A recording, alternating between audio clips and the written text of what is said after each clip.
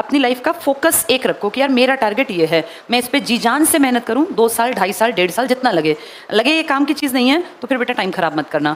लेकिन अपना B plan strong रखना। अगर नौकरी नहीं तो क्या, इस तो क्या का आंसर अगर तुम्हारे पास है तो कोशिश करना, और तो क्या का आंसर नहीं है ना तो ऐसे बीच भंवर में मत डूब जाना। अपना आंसर मैंने कल परसों भी ये बात की थी, 4 ऑप्शन होते हैं। या तो पढ़ाई को कंटिन्यू करो, 12वीं के बाद पढ़ाई कंटिन्यू करने में एक तो टाइम चाहिए और दूसरा पैसा। पढ़ाई फ्री में नहीं होती बेटा, कहीं भी कोई भी डिप्लोमा डिग्री बढ़ाओगे तो वहाँ मोटी फीस लेंगे वो। तो अगर तुम्हारे पास समय और पैसा खूब है तो पढ़ाई अच्छी लगती है तो पढ़ाई करो। दूसरा ऑप्शन है प्राइवेट नौकरी कर लो। 12वीं के बेसिस पे प्राइवेट नौकरी 8-10 हज़ार से ज़्यादा कोई नहीं देगा, क्योंकि तुम्हें कुछ आता ही नहीं है। अगर घर बिल्कुल ही नहीं चल रहा, बिल्कुल भूखे मरने के कगार पे है, तो फिर प्राइवेट नौकरी भी करनी पड़ती है। ऐसा नहीं है कि हम नहीं करेंगे, ये समय पता नहीं बेटा किससे क्या करवा ले।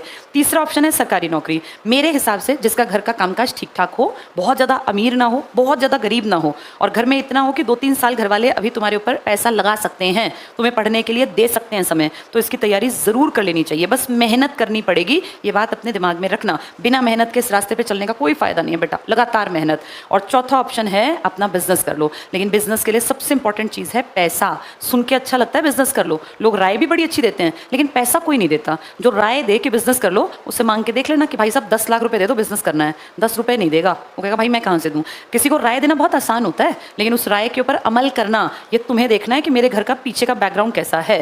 तो सबसे आसान रास्ता है एक मिडिल क्लास परिवार के लड़के लड़की के लिए, जिसमें सिर्फ उसकी ताकत लगेगी बहुत ज़्यादा, पिताजी का पैसा लगेगा थोड़ा। ये बहुत लंबी चौड़ी इन्वेस्टमेंट नहीं है, लेकिन ये मेहनत की डिमांड करता है। तो बिजनेस, पढ़ाई आगे, गवर्नमेंट जॉब या प्राइवेट जॉब, ये तुम्हारे ऊपर है। अपनी लाइफ के डिसीजन तुम्हें खुद लेने हैं। एक चीज़ और याद रखना बेटा, अब के बाद के अगले 4 साल तक तुम जो करोगे उससे तुम्हारे अगले 40 साल तक का लाइफ का तरीका कैसा होगा वो डिसाइड हो जाएगा।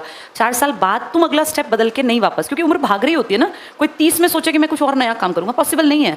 अब तुमने जो अचीव करना है ना, उसको 3-4 साल में मेहनत करके अचीव कर लो। उसके बाद फिर एक सद जाता है रास्ता, उसी पे चलना होता है।